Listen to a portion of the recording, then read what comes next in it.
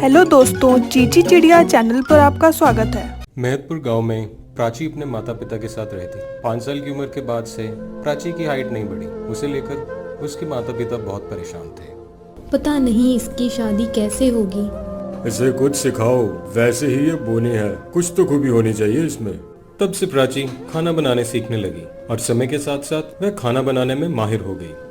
उसके हाथ का खाना खाकर हर कोई उंगली चाटने लगता था। वाह प्राची बेटी, कितना अच्छा खाना बनाती है तू। देखना तेरी शादी किसी अच्छे घर में होगी।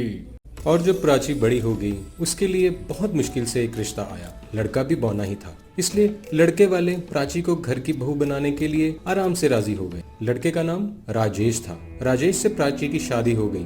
प्राची के माता पिता गरीब थे, उनके पास मिट्टी का चूल्हा था, इसलिए प्राची को खाना बनाने में तकलीफ नहीं होती थी। लेकिन ससुराल आकर प्राची ने देखा कि यहाँ तो बहुत ही मॉडर्न रसोई है। उसका हाथ गैस के चूल्हे पर पहुँच ही नहीं रहा होता। बोनी भाभी, लगता है आप खाना नहीं बना पाओगी। तभी उसकी सास विमला वहाँ आई। खाना नहीं बना पाएगी मतलब? खाना बनाने के लिए ही तो इसे लाई हूँ। माँ जी, खाना तो मैं बना लूंगी, लेकिन मेरे हाथ ऊपर तक नहीं पहुँच रहे हैं। ठीक है, मैं तुझे कुर्सी ला के देती हूँ, उसके ऊपर चढ़कर खाना बनाना। तभी विमला ने उसे कुर्सी लाकर दी। प्राची उस पर चढ़कर खाना बनाने लगी। तभी पल्लवी ने हंसते हुए कुछ कहा। भाभी, आपका नाम आपसे भी बड़ा है, प्राची। हा हा हा। प्राची को ये सब कुछ सुनने की आदत थी। उसने कुछ नहीं कहा। रात को जब वह अपने कमरे में गई तो उसका बोना पति राजेश उसका इंतजार कर रहा था और उसने अचानक कहा, सुनो प्राची, अरे मुझे पता है कि लोग तुम्हें लेकर बहुत मजाक उड़ाते हैं। अरे मुझे लेकर भी ये लोग हमेशा से मजाक उड़ाते आए हैं। अरे मुझे पता है जी, हम जैसे लोगों का तो ये ऐसे ही मजाक बनाते हैं। और अगले दिन प्राची ने नाश्ते में डोसा बनाया। मैंने आप सबके लिए डोसा बनाया है। प्राची की जेठानी सुमित्रा तभी अचानक नींद से उठकर वहां आई। आओ आओ बड़ी भाभी, डोसा खा लो। डोसा? मैं ये सब नहीं खाती। मेरे लिए फ्रेंच टोस्ट बना कर ला, चल जा। अरे भाभी, अब ये फ्रेंच टोस्ट क्या होता है? तभी अचानक प्राची की सास विमला ने कहा, मायके से कुछ सीख कर नहीं आई है क्या?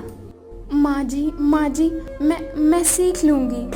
फ्रेंच टोस्ट नहीं बनेगा तो मैं आज ब्रेकफास्ट ही नहीं करूंगी। हाँ, बता देती हूँ मैं।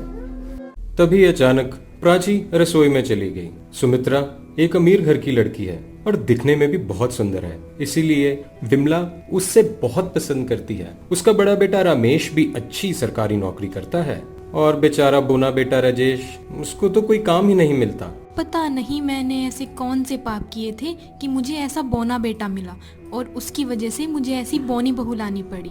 विमला डोसा खाने लगी और पहला निवाला खाते ही उसके होश उड़ गए और अचानक बोल पड़ी, अरे वाह, ये तो बहुत स्वादिष्ट है। बहू, एक बार खाकर तो देख। अरे हाँ, ये तो बहुत स्वादिष्ट और लजीज है, मैं यही खाऊंगी। ये सुनकर प्राची मुस्कुराने लगी। तभी अचानक राजेश ने कुछ कहा, अरे प्राची, तुम्हारे हाथ में तो जादू है। रसोई में घुसते ही तुम कमाल कर देती हो। सुमित्रा प्राची को बहुत परेशान करने लगी। वह पूरा दिन आराम करने लगी और बेचारी प्राची अकेले सब काम करती रही, लेकिन उसने किसी से कुछ नहीं कहा। एक दिन अचानक विमला का बड़ा बेटा रमेश आया और बोला, मुझे नौकरी से निकाल दिया है, मैं अपना धंधा करना चाहता हूँ। मुझे जमीन जायदाद का हिस्सा अभी चाहिए। रमेश के मन में पाप था। वह ऑफिस से सामान चुराता था, इसलिए उसे बाहर निकाल दिया गया और अब वह जमीन जायदाद में भी हिस्सा मांगने लगा। भैया, आपने जो हिस्सा लिया है वो मेरा है, मुझे इसकी सख्त जरूरत है। अच्छा, अब जबान लड़ाने लगा है। ये सब क्या तेरी बीवी सिखा रही है तुझे? रमेश ने राजेश को एक फूटी कौड़ी नहीं दी और राजेश के साथ साथ उसकी बीवी प्राची को भी घर से निकाल दिया और उन दोनों की माँ ने कुछ नहीं कहा। इन दोनों से पीछा छूट जाए यही अच्छा है। इसी तो मैं बचपन में ही कहीं बाहर फेंक आती तो अच्छा था। प्राची और राजेश अब बेघर हो गए थे। अरे प्राची, अब हम क्या करें? अब तो हम मर जाएंगे। नहीं, आपने ही तो कहा था मेरे हाथों में जादू है, मैं खाना बनाऊंगी। अरे हाँ, वो सब तो मैं जानता हूँ और मानता भी हूँ, बट हमारे पास एक फूटी कौड़ी भी नहीं है। चिंता मत कीजिए, मेरे पिताजी ने शादी के वक्त मुझे एक सोने का हार दिया था। मैंने ये बात किसी को नहीं बताई थी, नहीं तो जेठानी जी मुझसे वो भी ले लेती। अरे वाह, तुम तो बहुत शातिर हो प्राची। प्राची ने फिर वो अपना हार बेच दिया और उन पैसों से एक ठेला खरीदा और दोनों मिलकर उस ठेले पर खाना बेचने लगे और अपने ठेले को नाम दिया बोनी बहू का स्वादिष्ट खाना। प्राची खाना बनाने लगी और उसका पति राजेश उसकी मदद करने लगा। आइए आइए, इधर से भी आइए, उधर से भी आइए, स्पेशल बोनी बहू के हाथ का खाना खाइए। लोग आने भी लगे और उनका खाना खाने भी लगे और सभी को खाना अच्छा भी लगने लगा। अरे वाह, इतना स्वादिष्ट खाना! क्या तुम हर रोज मेरे ऑफिस में दोपहर का खाना डिलीवर कर दोगे? जी साहब, क्यों नहीं। और देखते ही देखते बोनी बहू का खाना बहुत फेमस हो गया और दूर दूर से लोग खाना खाने आने लगे और फूड ब्लॉगर भी खाना खाने आने लगे।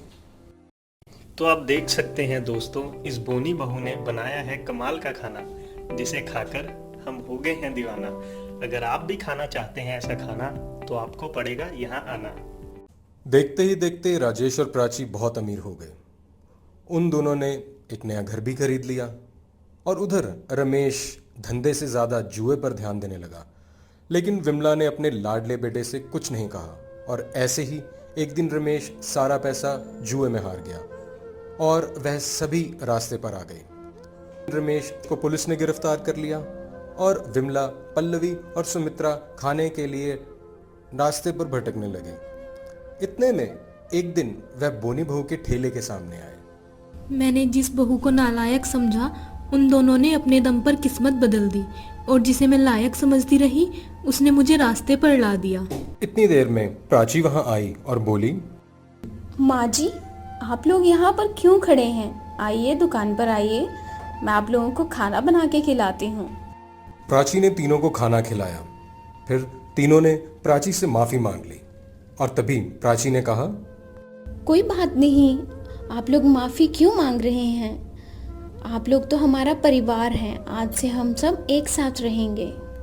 प्राची, तुम महान हो, तुम सच में बहुत महान हो। हम सब मिलकर तुम्हारी रसोई में एक साथ मिलकर काम करेंगे। इसके बाद सभी एक साथ रहने लगे, सभी एक साथ रसोई में काम करने लगे और ऐसे ही धीरे धीरे बोनी बहू का कारोबार बढ़ता चला गया। बोनी बहू ने दिखा दिया कि मेहनत का फल मीठा होता है। दोस्तों, अगर आपको ये वीडियो अच्छी लगी तो इस वीडियो को लाइक, शेयर, कमेंट करने के साथ ही हमारे चैनल चीची चिड़िया को सब्सक्राइब जरूर करें ताकि हमारी आने वाली वीडियो की नोटिफिकेशन आपको मिलती रहे।